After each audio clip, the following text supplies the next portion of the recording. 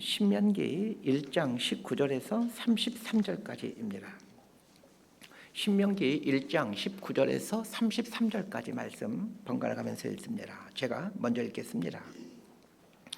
우리 하나님 여호와께서 우리에게 명령하신 대로 우리가 호렙산을 떠나 너희가 보았던 그 크고 두려운 광야를 지나 아모리 족속의 산지길로 가데스 바네아에 이른 때에 내가 너희에게 이르기를 우리 하나님 여호와께서 우리에게 주신 아모리 족속의 산지에 너희가 이르렀나니 너희 하나님 여호와께서 이 땅을 너희 앞에 두셨은즉 너희 조상의 하나님 여호와께서 너희에게 이르신 대로 올라가서 차지하라.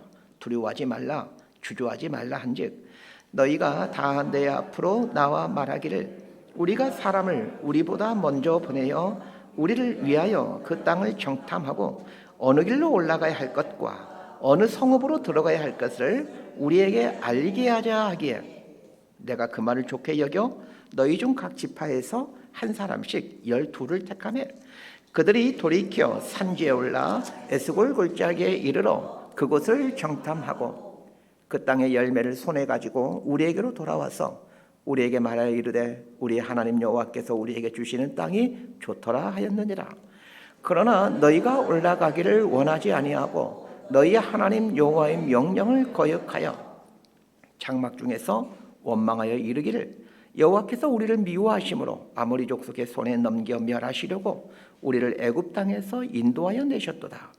우리가 어디로 가랴? 우리의 형제들이 우리를 낙심하게 하여 말하기를 그 백성은 우리보다 장대하며 그 성읍들은 크고 성곽은 하늘에 닿았으며 우리가 또 거기서 아낙 자손을 보았노라 하는도다 하기로 내가 너희에게 말하기를 그들을 무서워하지 말라, 두려워하지 말라.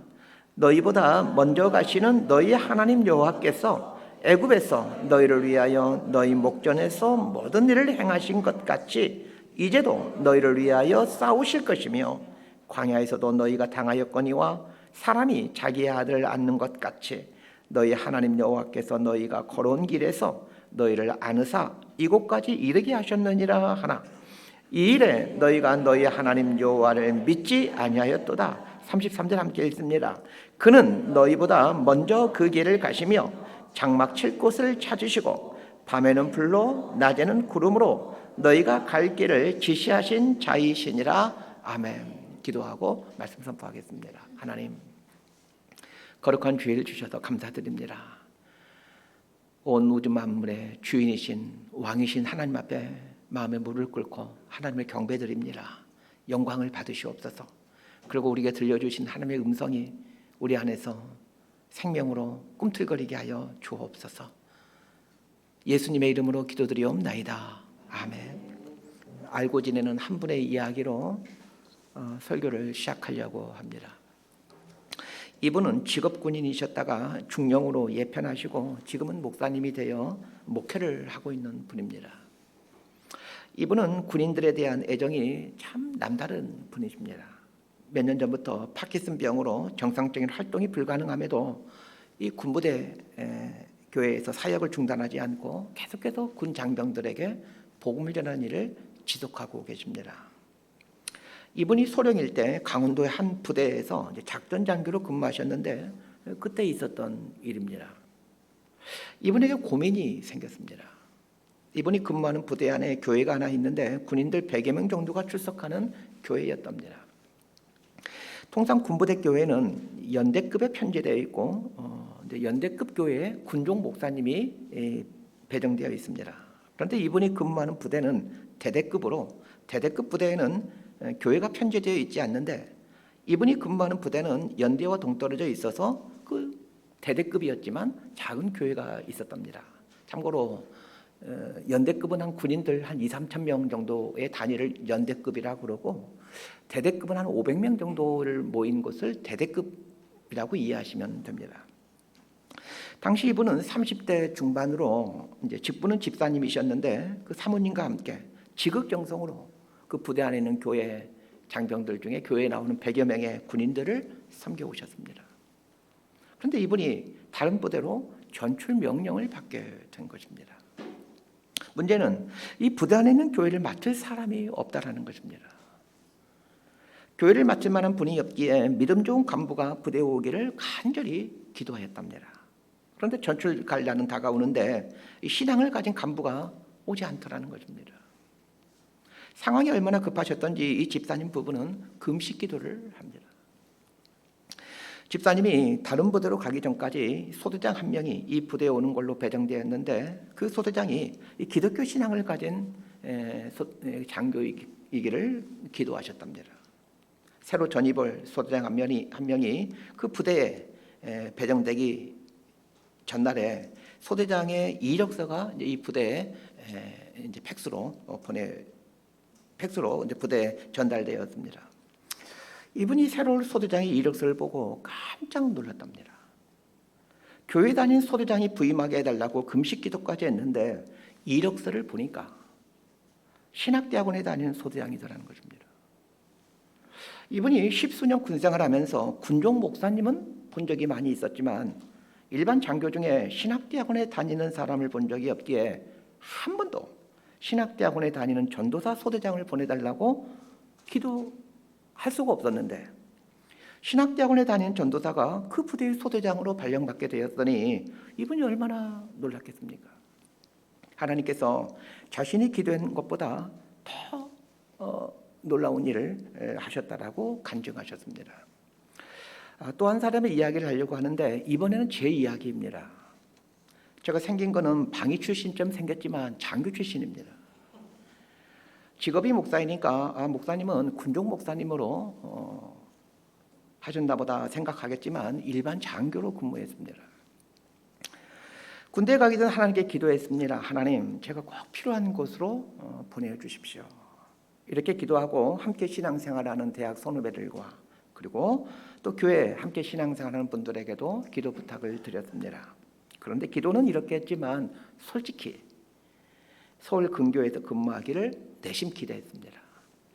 왜냐하면 제가 대학생 때 다니던 교회가 온누리교회였는데 배울 곳이 참 많은 교회였고 또 이 교회 다니는 동안 저는 또 목회자가 돼야 되겠다라고 결단을 했기에 그 군생활하는 동안에도 이 교회에 다니면서 이 목회를 배워가면 좋겠다라는 생각을 해왔기 때문입니다. 서울 근교에서 근무하면 일과 후에는 자유롭게 외출해서 교회에 와서 여러 가지 훈련들을 받을 수 있었습니다.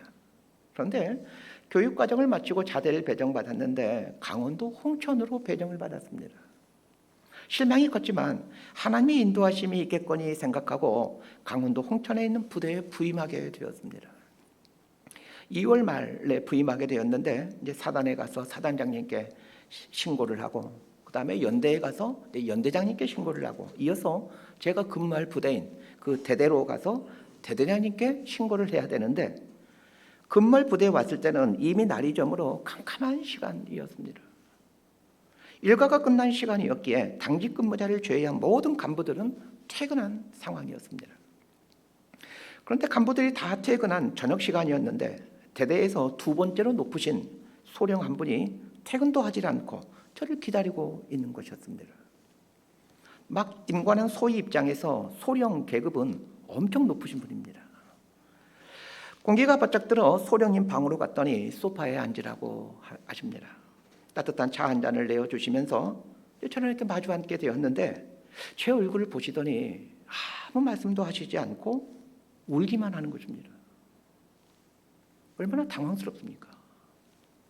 이제 막 임관한 소위에게는 소령이라는 계급은 하늘같이 높은 계급인데 부대에 처음 온 병아리 소위를 앉혀놓고는 하염없이 울기만 하니 이 얼마나 당황스러운 일이겠습니까? 내가 무슨 잘못을 했나? 별의별 생각이 들고 왜 우시냐고 물을 수도 없었습니다. 그럴 분위기가 아니었습니다. 한참을 우시더니 이분이 자초지종을 말씀하기 시작합니다. 자, 이쯤 되면 눈치 빠른 분들은 이 소령님이 앞에서 이야기한 그 교회를 맡은 믿음 있는 간부가 오게 해달라고 금식 기도한 그분이라는 것을 눈치채셨을 것입니다. 이 소령 집사님의 금식 기도 때문이었는지 저는 강원도 홍천에 있는 11사단 13년대 2대대로 배정이 되었고 본의 아니게 소대장 직책을 수행하면서 부대 안에 있는 100여 명의 군인들이 출석하는 교회를 맡아 주일 설교는 물론이거니와 수요일 저녁 설교까지, 그리고 군종들 제자 훈련까지 시키게 되었습니다. 위에서 말하는 사건이 일어날 확률이 얼마나 될까를 생각해 보았습니다. 우리나라 육군 부대는 연대급 이상부터 교회가 편제되어 있기에 대대급에는 교회가 없습니다. 정확히는 모르겠지만 우리나라 부대 중에 수백 개의 대대 부대가 있을 것이고, 그 대대급 부대에 교회가 있는 경우는 몇 손가락 정도밖에 되지 않을 것입니다. 수백 개의 대대급 부대 중에 몇 개의 부대만이 교회가 있을 것이라고 가정한다면 대대급의 교회가 있는 경우는 확률상으로 100분의 1도 되질 않습니다. 자, 또 다른 확률을 보십시다. 장교를 임관한 사람 중에 신학대학원에 다니는 전도사의 확률은 얼마나 될까요? 육군에서 장교가 될 수 있는 방법은 4가지입니다. 육군 사관학교를 가든지, 아르투시 장교를 하든지, 3사관학교로 가든지, 학사장교로 가든지입니다. 육군 사관학교와 아르투시 장교와 3사관학교 출신 중에 소위로 임관한 사람 중에 신학대학원에 다닌 사람은 있을 수가 없습니다. 제도적으로 불가능합니다. 육군 사관학교 다니면서 신학대학원 어떻게 올 수 있겠습니까? 학사장교 중에는 혹 신학대학원에 다닌 사람이 있을 수는 있지만 이럴 경우도 아주 희박합니다. 쉽게 말해 1년에 수천 명의 이 소위 장교가 임관이 되는데, 그중에 신학대학원에 다니다 소위로 임관한 사람은 겨우 한두 명 있을까의 정도입니다. 한 해 장교로 임관한 사람이 최소 5천 명 될 텐데 그중에 한두 명이 신학대학원에 다니는 사람이라면 확률로 하면 수천 분의 1입니다. 그런데 대대급에는 교회가 있는 것도 아주 희박한 경우이고, 소대장으로 발령받은 사람 중에 신학대학원에 다닌 사람은 더 희박한 경우이고, 더 희박한 경우는 그 신학대학원에 다니다가 임관한 전도사 소대장이 자대에 부임할 때 그 자대 안에 있던 교회를 맡아 사역하던 소령 집사님이 하필이면 발령을 받아 교회를 섬길 사람이 없는 상황이 되는 것은 수만 분의 1이 될 것입니다. 그렇다면 교회가 문을 닫아야 될 상황에 있는 대대급에 있는 군부대 교회로 신학대학원에 다니는 소대장이 발령받는 것을 확률로 계산한다면 얼마나 되겠습니까? 이 3가지 경우를 조합하게 되면 그 확률은 얼마나 되겠습니까? 아마 모르긴 몰라도 수백만 분의 1 혹은 수천만 분의 1 정도가 될 것입니다. 제가 군생활하던 90년대 중반에 우리나라의 크리스찬 인구는 약 1,000만 명이 넘었고, 우리나라에 있는 교회 숫자만 하더라도 6만 개가 넘었습니다. 제가 군복무하던 부대에 있던 교회는 고작 100명 정도의 군인들이 있는 작은 교회입니다. 까짓것 이 교회 하나 폐쇄되어도 한국교회 아무런 영향도 없을 뿐만 아니라 폐쇄된다 하더라도 비인가 교회였기에 어느 누구 하나 교회가 없어졌다는 것을 아는 사람도 없습니다. 그럼에도 하나님은 폐쇄당할 상황에 처한 그 교회를 위해 신학대학원에 다니는 전도사 장교를 그 부대로 꼭 집어서 보내주셨습니다. 하나님은 그 부대교회를 맡아 사역하던 소령 집사님의 인생 앞에 먼저 가시면서, 그리고 장차 목회를 해야 되는 전도사 소대장 인생 앞에 먼저 가시면서 모든 조치들을 해놓으셨습니다. 하나님께서 이분들의 인생 앞에 먼저 가시면서 모든 것을 조치해 놓는 이유가 무엇입니까? 그 작은 군부대 교회가 하나님의 교회이기 때문이요. 소령 집사님도 그리고 전도사 소대장도 당신의 백성이기 때문입니다. 하나님은 당신의 백성 앞에 먼저 가시면서 필요한 것들을 준비해 놓으십니다. 신명기를 이해할 때 고려해야 될 것이, 신명기는 모세의 3편의 설교인데, 신명기 말씀은 출애굽한 지 40년이 되었을 때 출애굽 1.5세대들과 그리고 출애굽 2세대들에게 한 설교라는 것을 염두에 두면서 이 신명기를 보셔야 됩니다. 출애굽한 이스라엘 백성들은 광야에서 40년을 보냅니다. 광야 40년 동안에 여호수아와 갈렙을 제외한 출애굽 1세대들은 모두 죽게 됩니다. 출애굽 당시 20살 이하의 사람들인 출애굽 1.5세대들과 광야 40년 동안에 광야에서 출생한 출애굽 2세대들이 지금 모세가 전하고 있는 신명기 말씀의 청중들이 되는 것입니다. 오늘 본문은 출애굽한 이스라엘 백성들이 시내산에서 1년 머문 후 가나안을 향해 출발하여 가데스 바네아에 이르렀을 때 있었던 일을 다루고 있습니다. 가데스 바네아라는 곳은 가나안 땅 발해 아래에 있는 곳으로 서울이 가나안이라면 가데스 바네아는 수원 정도 되는 곳이라고 생각하면 됩니다. 오늘 본문인 20절을 보면 가데스 바네아를 가리켜 아모리 족속의 산지 이렇게 표현하고 있습니다. 즉 가데스 바네아는 가나안 땅에 살고 있는 아모리 족속의 사람들이 관할하고 있는 지역이다라는 얘기입니다. 가데스 바네아에 왔다라는 말은 이제 가나안 땅 초입에 들어섰다라는 얘기입니다. 이스라엘 백성들이 가나안의 초입인 가데스 바네아에 왔을 때 이스라엘 백성들의 운명을 가르는 일이 발생합니다. 우리 인생에도 운명을 가르는 장소와 사건이 있습니다. 모든 인생에는 각자의 가데스 바네아가 있습니다.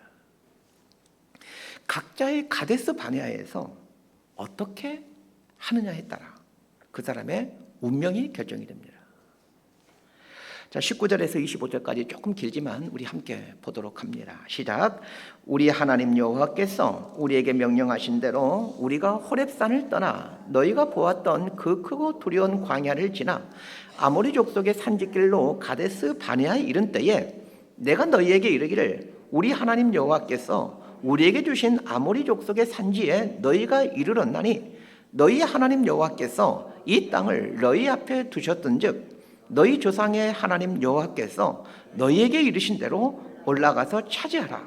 두려워하지 말라 주저하지 말라 한즉 너희가 다 내 앞으로 나와 말하기를 우리가 사람을 우리보다 먼저 보내어 우리를 위하여 그 땅을 정탐하고 어느 길로 올라가야 할 것과 어느 성읍으로 들어가야 할 것을 우리에게 알리게 하자 하기에 내가 그 말을 좋게 여겨 너희 중 각 지파에서 한 사람씩 12를 택하매 그들이 돌이켜 산지에 올라 에스골 골짜기에 이르러 그곳을 정탐하고 그 땅의 열매를 손에 가지고 우리에게로 돌아와서 우리에게 말하여 이르되 우리 하나님 여호와께서 우리에게 주신 땅이 좋더라 하였느니라. 자, 시내산을 출발할 이스라엘 백성들이 가데스 바네아라는 곳에 이르렀을 때에 모세는 이스라엘 백성들에게 하나님께서 가나안 땅을 우리에게 주셨으니 올라가서 차지해라 라고 명령합니다. 그러자 이스라엘 백성들이 이런 제안을 합니다. 가나안 땅을 정탐한 후에 어느 길로 가야 될지 어디에 성읍이 있는지를 자세히 알아본 다음에 가나안으로 진군하는 게 좋을 것 같습니다. 이 제안은 참으로 타당한 제안이고 합리적인 제안입니다. 모세가 이 제안대로 정탐꾼을 보냅니다. 정탐꾼으로 선발된 사람들은 각 지파의 두령들입니다. 두령이란 지파의 지도자라는 말로 12 정탐꾼은 각 지파에 속한 지도자 중에 젊고 민첩하고 믿음이 출중한 사람들입니다. 이스라엘 공동체에서 지도자로 선발되기 위한 필수 자질이 성숙한 믿음입니다. 12명의 정탐꾼은 40일에 걸쳐 가나안 땅을 정탐합니다. 이스라엘 땅의 면적이 강원도 면적쯤 된다는 것을 감안한다면 40일간의 정탐은 가나안 땅 구석구석을 정탐하기에 충분한 시간이었습니다. 정탐꾼들은 이 정탐을 마친 후 가데스 바네아로 돌아오면서 가나안 땅에 있는 과일을 가지고 옵니다.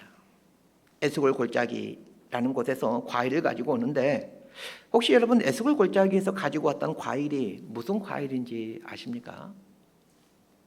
민수기 13장 23절을 보면 포도와 석류와 무화과를 가지고 왔다 이렇게 말해주고 있습니다. 특히 포도와 관련해서 재미있는 설명을 하는데 두 사람이 포도송이 하나를 메고 왔다라고 말해주고 있습니다.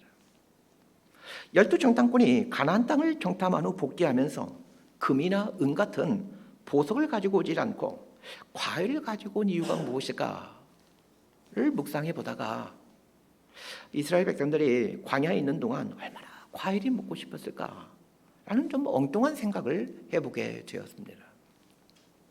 이스라엘 백성들이 가데스 바네아에 왔을 때는 출애굽한 지 1년 4개월 정도가 지났을 때인데 출애굽한 이후부터 한 번도 과일을 먹을 수가 없었습니다.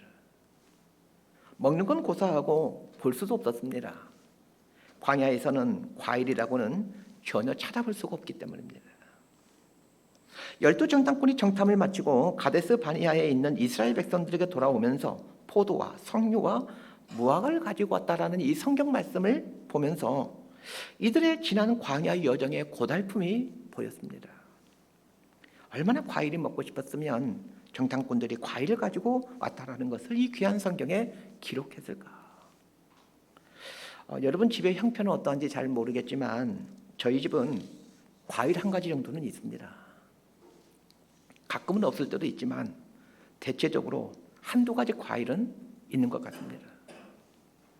목사님, 저희 집은 과일 먹어본 지가 한 달이 넘었습니다. 이런 분은 저에게 말씀하시면 제가 보내드리겠습니다. 저녁을 먹은 후 과일을 먹을 때가 있는데 간혹 과일을 먹을 때면 그 울컥할 때가 있습니다. 어렸을 적 저녁을 먹고 난 후에 가끔이지만 먹는 것이 있기는 했습니다. 무나 혹은 치기였습니다. 어렸을 적 텔레비전을 보면 드라마에 나오는 사람들은 꼭 식사를 마치고 나면 의뢰 과일을 먹는 모습이 늘 나오곤 했습니다.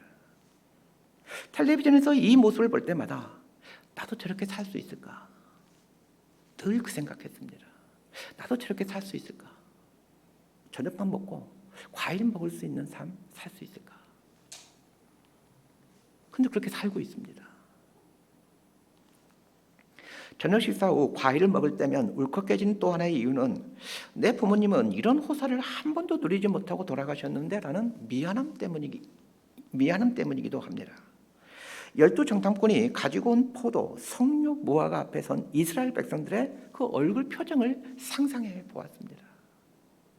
얼마나 이 12명의 정탐꾼이 가져온 과일 앞에서 이들의 얼굴 표정이 얼마나 이 환하게 밝았겠습니까? 말로 할 수 없는 행복한 표정이었을 것입니다. 그런데 정말로 이해할 수 없는 일이 발생합니다.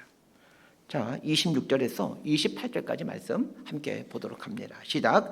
그러나 너희가 올라가기를 원하지 아니하고 너희 하나님 여호와의 명령을 거역하여 장막 중에서 원망하여 이르기를 여호와께서 우리를 미워하심으로 아모리 족속의 손에 넘겨 멸하시려고 우리를 애굽 땅에서 인도하여 내셨도다. 우리가 어디로 가랴?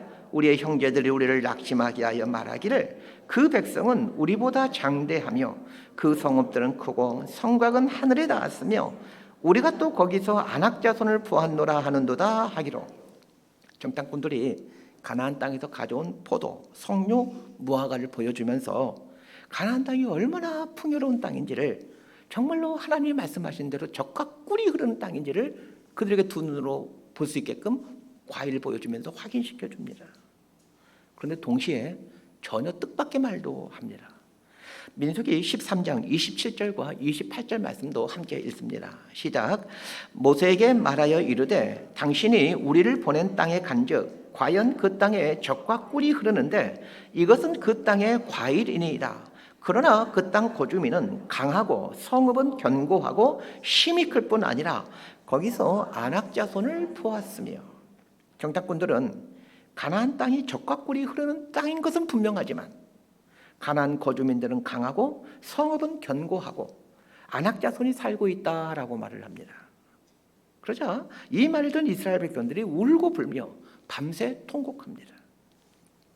그리고는 애굽에서 죽었거나 광야에서 죽었으면 좋았을 것을 왜 우리를 가나안으로 인도해서 우리 처자식들을 죽이려고 하느냐면서 고성을 지릅니다.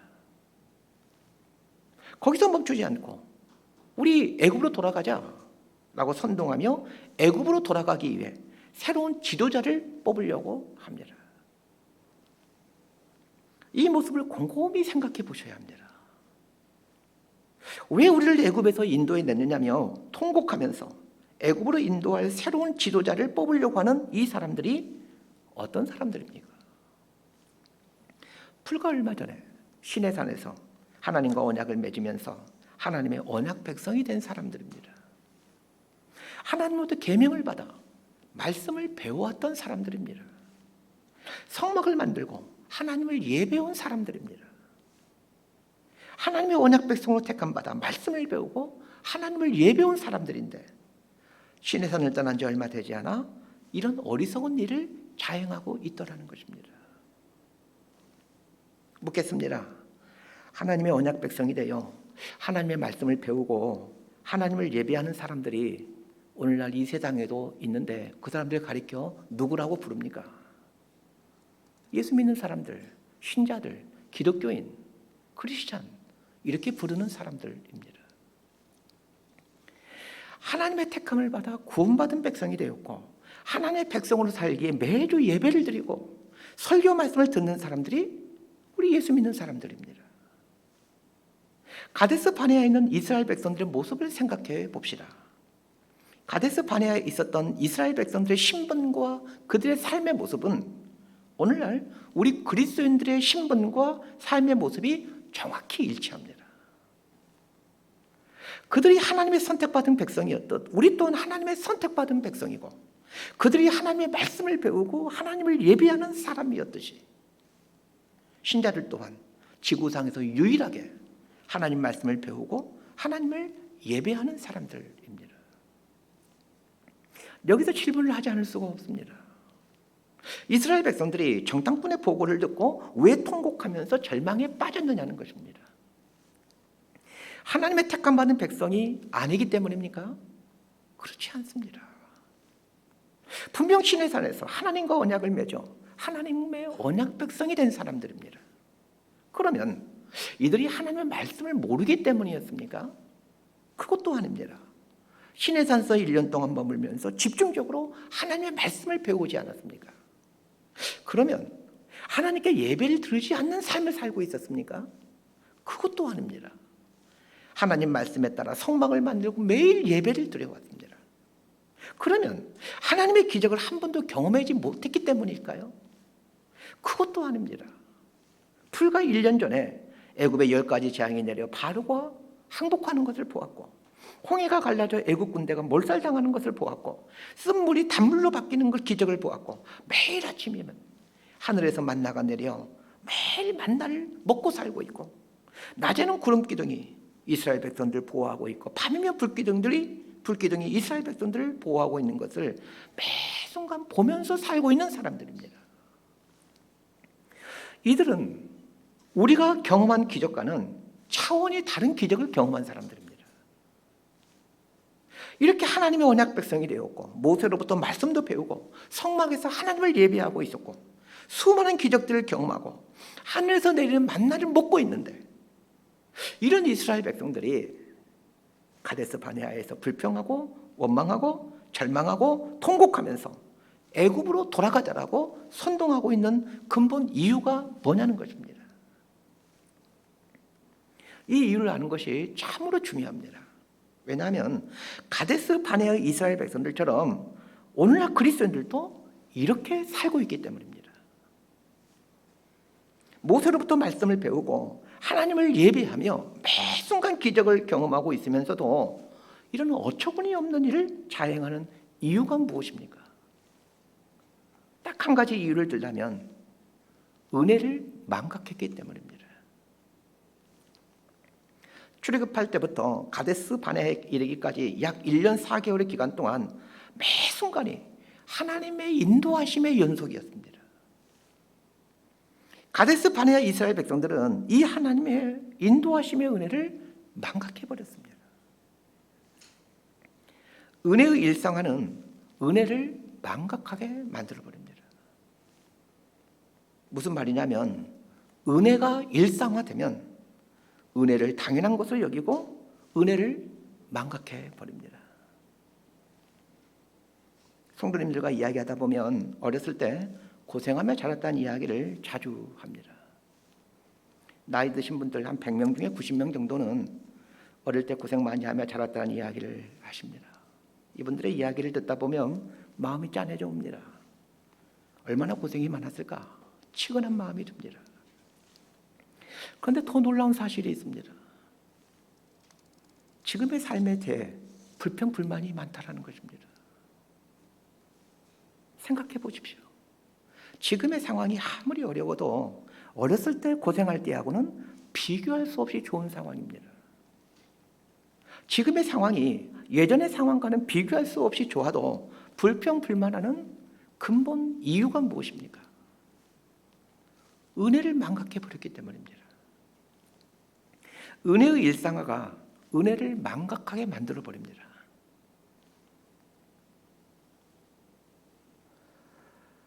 매일 과일을 먹는 것이 일상이 되면 과일을 먹는 것이 은혜라는 것을 까먹어버립니다. 그런 면에서 내 삶에 지속되고 있는 일상의 은혜를 발견하고 일상의 은혜 앞에 경탄하는 삶은 경건생활의 아주 유익한 습관입니다. 일상의 은혜 앞에 경탄하는 습관을 기를 수 있게 되기를 바랍니다. 일상의 은혜 앞에 경탄하는 습관을 기르게 되면 놀라운 일이 일어나게 되는데 부정적인 생각과 부정적인 말이 사라지게 됩니다. 이스라엘 백성들이 광야에 있는 동안 매일 하늘에서 만나가 내렸습니다. 이스라엘 백성들은 매일 아침이면 하늘에서 내리는 만나를 주워 하루를 살아갑니다. 여러분 혹시 만나라는 말이 무슨 뜻인지 혹시 아십니까? 이게 뭐냐? 이런 뜻입니다.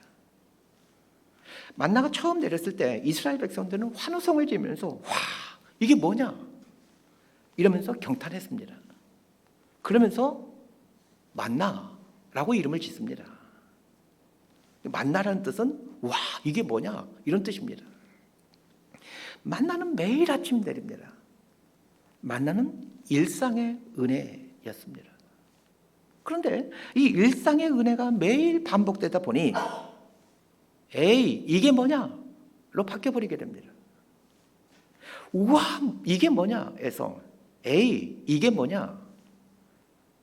로 바뀌어버린 것이죠. 하루를 시작하면서 와, 이게 뭐냐? 로 시작하는 사람과 에이, 이게 뭐냐? 로 시작한 사람은 똑같이 하나님이 창조하신 새로운 하루를 맞이하지만 그 삶은 전혀 다른 삶이 됩니다. 말씀을 듣고 있고 예배를 드리고 있고 기적을 경험하면서도 일상의 은혜를 망각하며 살다 보면 그 옛날 이스라엘 백성들처럼 어리석은 결정을 하게 됩니다. 하나님이 베푸시는 일상의 은혜를 망각하게 될 때 아주 치명적인 악습관 하나가 생겨나게 됩니다. 그 치명적인 악습관이 무엇인지 29절부터 32절까지 보면서 찾아내셔야 됩니다. 자, 29절에서 32절까지 말씀 함께 보도록 합니다. 시작. 내가 너희에게 말하기를 그들을 무수하지 말라, 두려워하지 말라. 너희보다 먼저 가시는 너희 하나님 여호와께서 애굽에서 너희를 위하여 너희 목전에서 모든 일을 행하신 것 같이 이제도 너희를 위하여 싸우실 것이며 광야에서도 너희가 당하였거니와 사람이 자기의 아들을 낳는 것 같이 너희 하나님 여호와께서 너희가 걸어온 길에서 너희는 아느사 이곳까지 이르게 하셨느니라 하나 이 일에 너희가 너희 하나님 여호와를 믿지 아니하였도다. 하나님의 베푸시는 일상의 은혜를 망각하며 살게 되면 치명적인 악습관이 하나 생기는데 하나님의 말씀이 귀에 들어오지 않는다는 것입니다. 이스라엘 백성들이 정탐꾼의 보고를 듣고 통곡하자 모세가 얘들이라고 하지 않고 이스라엘 백성들아, 애굽에서 나올 때 하나님께서 우리를 어떻게 하셨는지, 광야를 지나는 동안 하나님께서 우리에게 어떻게 하셨는지를 상기해봐라. 그러면서 무서워하지 말아라, 두려워하지 말아라 라고 권면합니다. 그런데 이 모세의 말을 듣지 않습니다.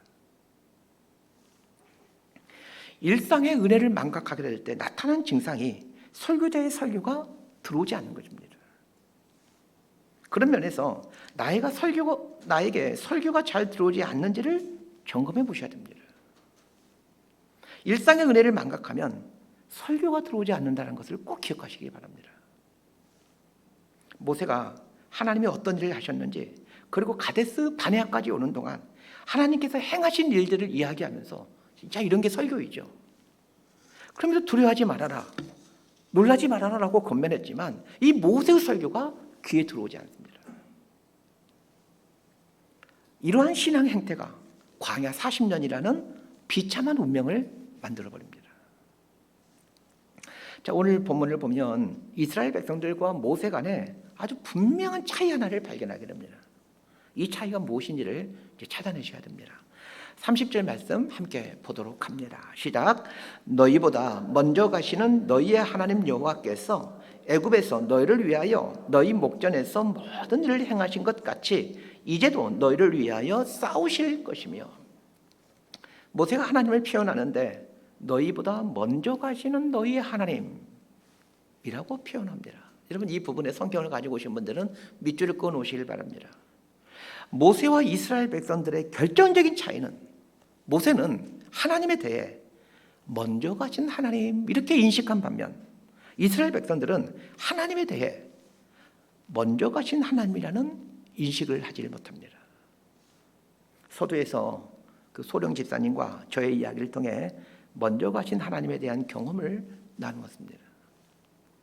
하나님을 향한 여러 표현 중에 인도하시는 하나님이라는 표현이 종종 우리가 쓰죠.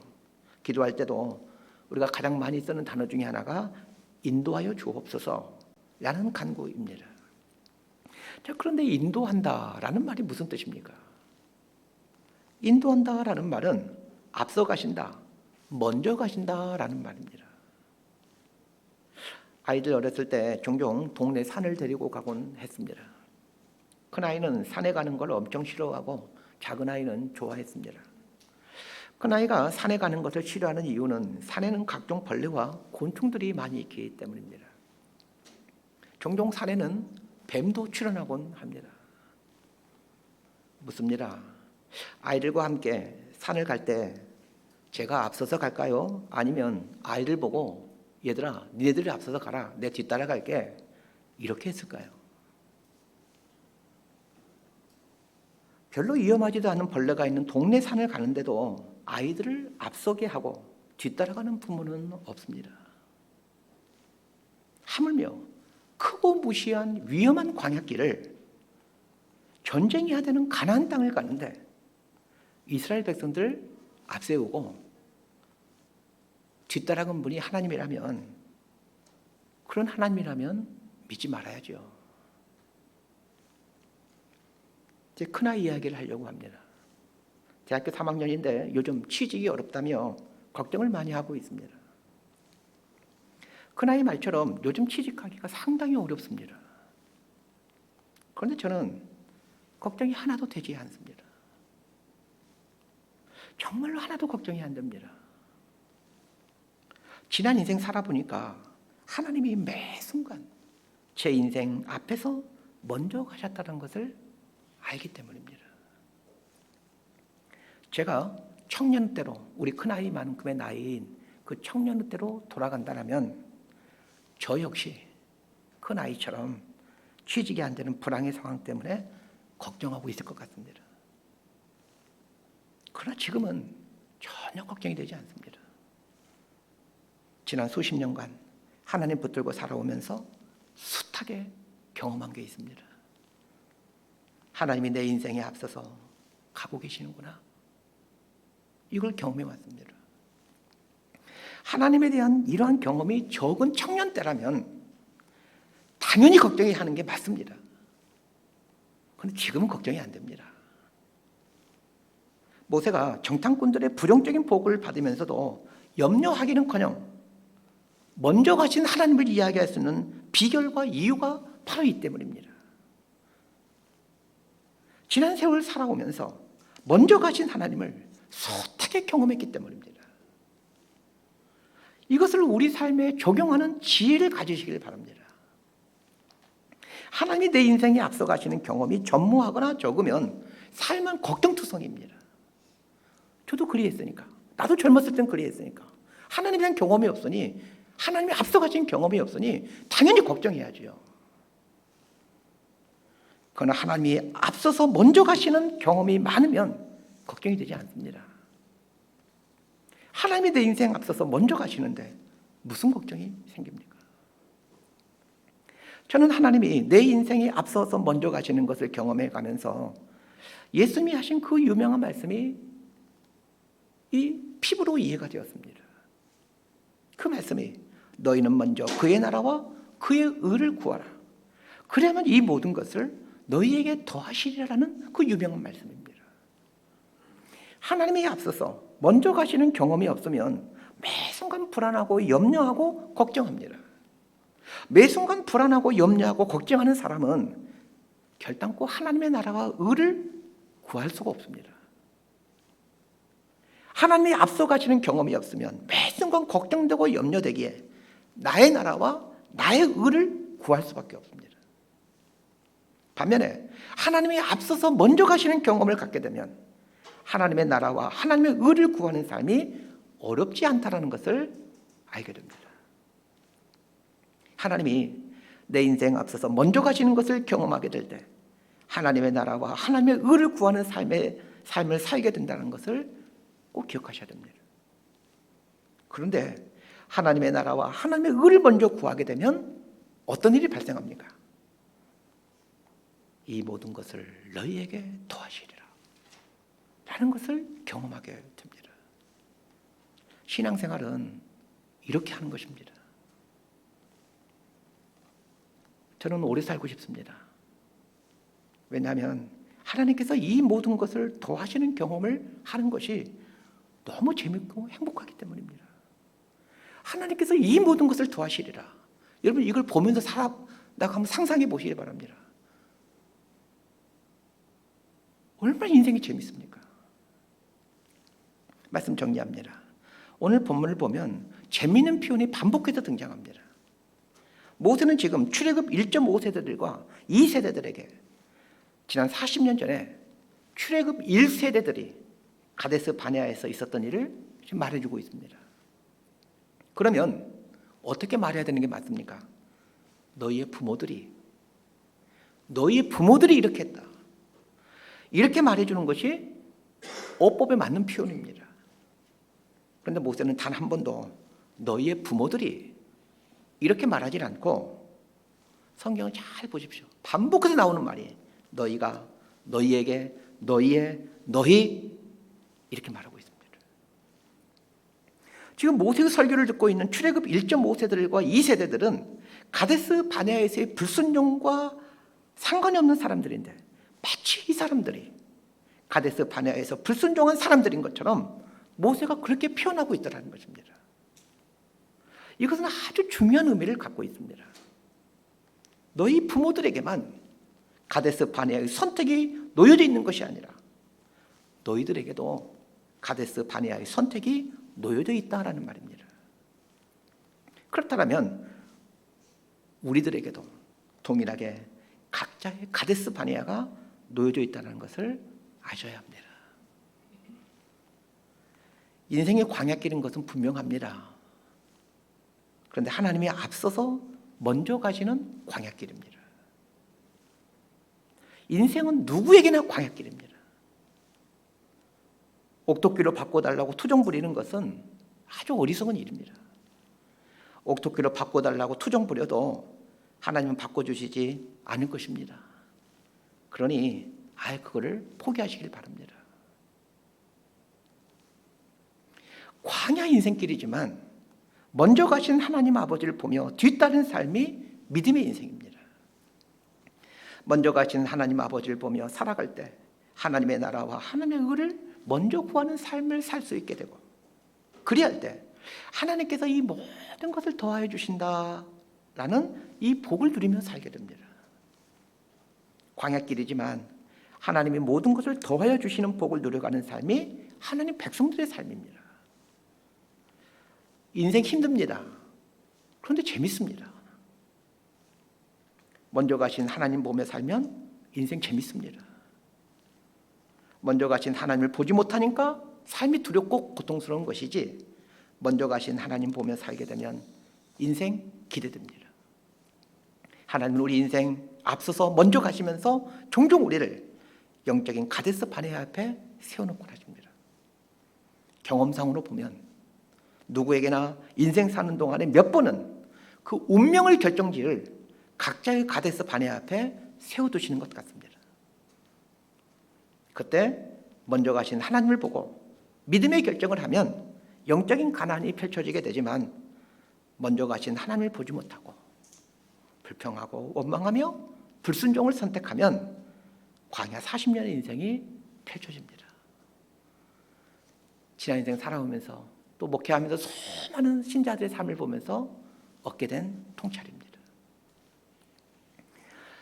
어떤 삶을 선택할지는 각자의 몫입니다. 믿음이라는 게 무엇입니까? 먼저 가신 하나님을 보고 각자의 카데스 바네아 앞에 서게 될 때 믿음의 선택을 하는 것이 그게 믿음입니다.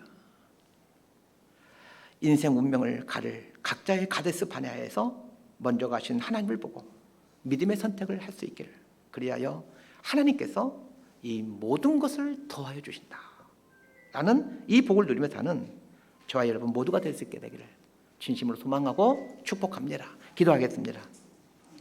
하나님, 한치 앞이 보이지 않는 광야 인생길이지만 하나님이 먼저 가시는 광야길임을 알게 해주셔서 감사드립니다. 운명을 가릴 몇 번의 인생 가데스 바네아에 서게 될 텐데 그때마다 무섭고 두렵겠지만 먼저 가신 하나님 보며 믿음의 결정을 하는 인생이 되기를 원합니다.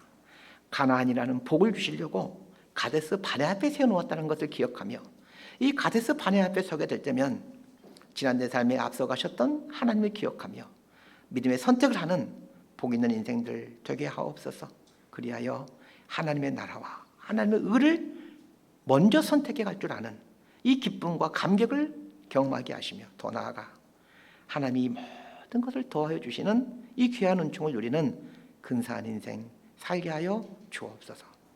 우리 자식들에게 이렇게 살아가는 모습 보여주어 자식들도 내 부모처럼 살아야 되겠구나, 이 다짐하는 복이 우리 삶에 있게 하여 주옵소서. 예수님 이름으로 기도드리옵나이다. 아멘. 다음